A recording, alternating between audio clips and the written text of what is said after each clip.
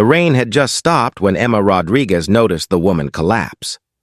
At 26, Emma had been working as a nurse at City General Hospital for 3 years. She'd just finished a grueling double shift and was walking to the bus stop, exhausted down to her bones. Her scrubs were wrinkled, her sneakers worn thin, and all she wanted was to get home to her tiny studio apartment and sleep. But when she saw the elderly woman crumple to the wet pavement near the crosswalk, every ounce of training overrode her exhaustion. Emma ran. The woman lay motionless on the ground, elegantly dressed in clothes that spoke of wealth and refinement. She appeared to be in her 70s, with silver hair styled perfectly despite her fall. A few passers-by had stopped to stare, but no one was helping. "Call 911, Emma commanded, dropping to her knees beside the woman. She checked for breathing, for a pulse, her hands moving with practiced efficiency even as her heart hammered. The woman's pulse was weak and irregular. Her skin felt clammy. Emma recognized the signs immediately. Likely cardiac event, possibly stroke. "Ma'am, can you hear me?" Emma spoke clearly, checking the woman's airway and positioning her carefully. "I'm a nurse. You're going to be okay. Help is coming." The woman's eyes fluttered open briefly, unfocused and frightened. "It's all right," Emma soothed, holding her hand. "Just breathe. Stay with me. What's your name?" "Margaret," the woman whispered, so faint Emma had to lean close to hear. "Margaret, I'm Emma. You're safe. I'm going to stay right here with you." That's when Emma heard running footsteps and a man's voice shouting, "Mother! Mother!" A man in an expensive suit burst through the gathering crowd, his face pale with terror.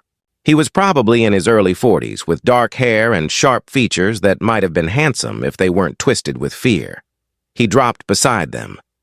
"What happened? Is she breathing?" "Oh, God, please!" "Sir, I need you to stay calm," Emma said firmly, maintaining her focus on Margaret while monitoring her vitals.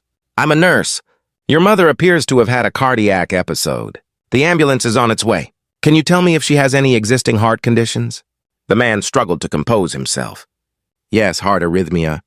She takes medication. This morning she said she felt fine, insisted on going shopping. I should have been with her. I should have.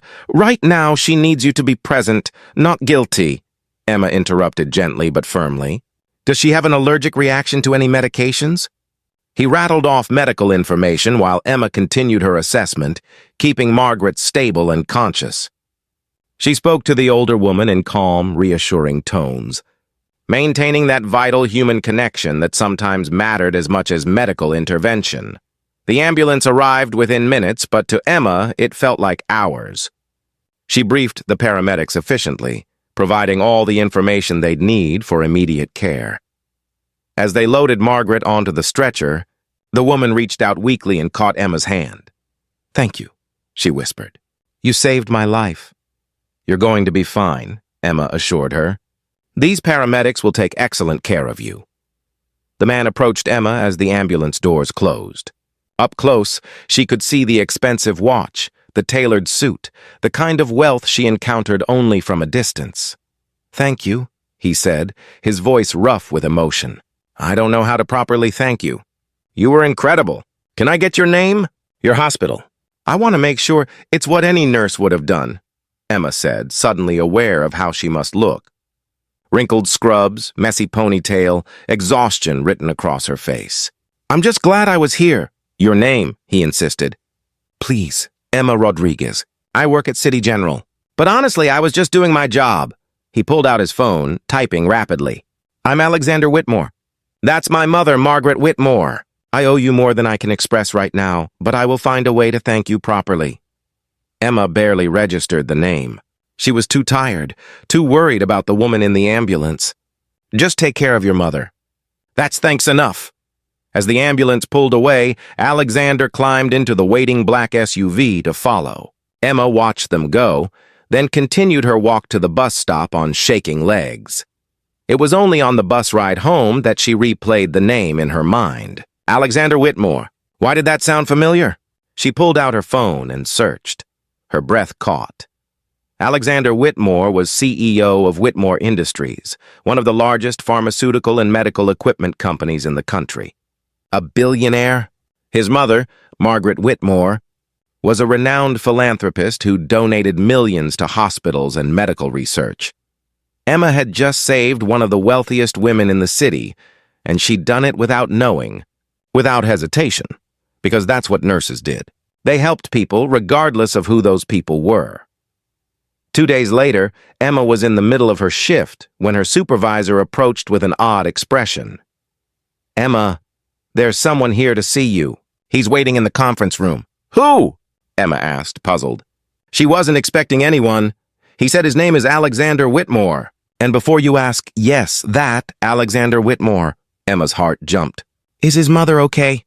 "You'll have to ask him yourself. Go, I'll cover your patients." Emma hurried to the conference room, still in her scrubs, hair pulled back in a practical bun. She pushed open the door to find Alexander standing by the window looking out at the city. He turned when she entered. "Ms. Rodriguez, thank you for seeing me." "Is Margaret all right?" Emma asked immediately. His expression softened. "She's doing well, thanks to you. The doctor said if you hadn't been there, if you hadn't kept her stable and calm, she might not have made it. The cardiac event was serious, but your intervention bought crucial time." Relief flooded through Emma. "I'm so glad to hear that." "I came here to thank you properly," Alexander continued, "and to make an offer." "Mr. Whitmore, I really don't need— Please hear me out." He gestured to the chairs, and they both sat. "What you did the other day, the skill and compassion you showed, that's exactly what healthcare should be." "My mother hasn't stopped talking about you, about how you held her hand, how you kept her calm, how you treated her like a person, not a crisis." "That's just being a good nurse," Emma said quietly. "It's being exceptional, and it's rare." Alexander leaned forward. "My company is launching a new initiative.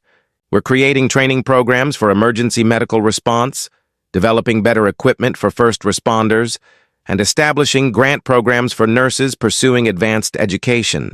I want you to help lead it." Emma stared at him. "I'm sorry, what?" "You'd be Director of Clinical Excellence and Community Health Initiatives.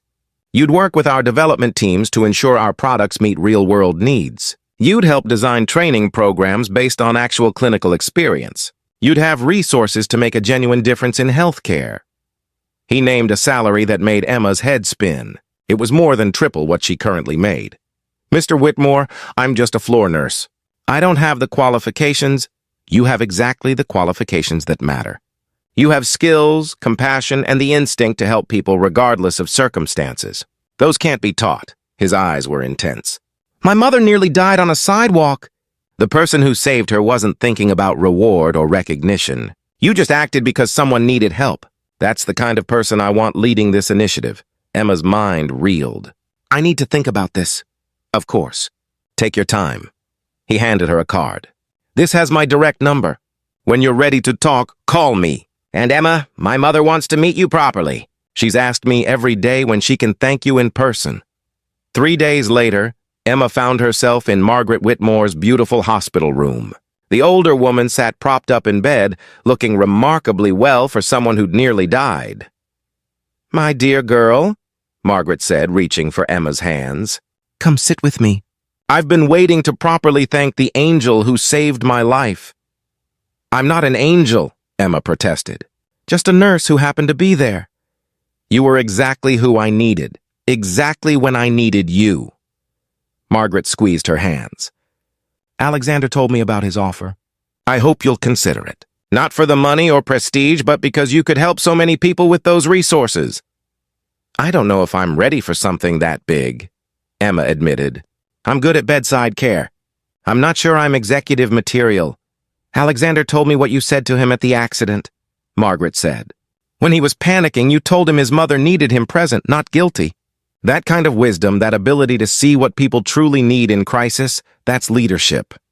Emma spent an hour with Margaret talking about nursing, about healthcare, about life.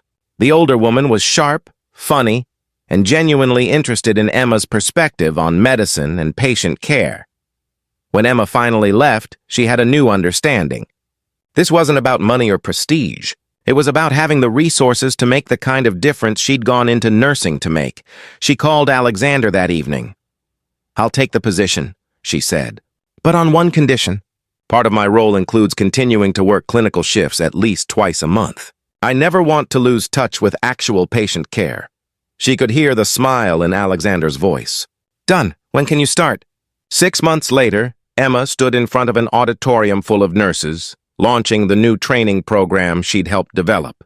Margaret sat in the front row, beaming with pride. Alexander stood to the side, watching with an expression that had grown increasingly warm over the months of working together. They'd become friends during those months. Then something more. Emma had discovered that beneath the CEO exterior was a man who cared deeply about making a difference, who'd been inspired by watching her save his mother's life.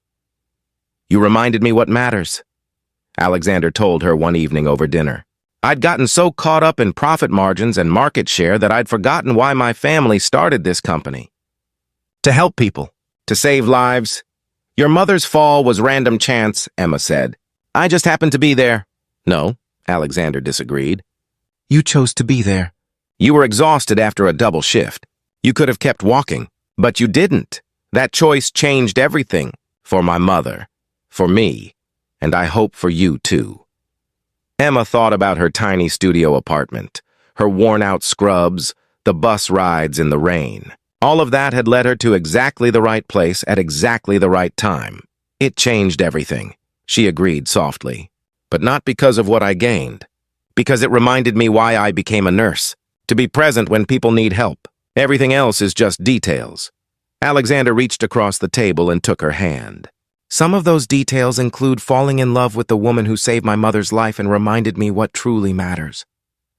Emma's eyes filled with tears. Some of those details include falling for a man who saw past the wrinkled scrubs to the person underneath.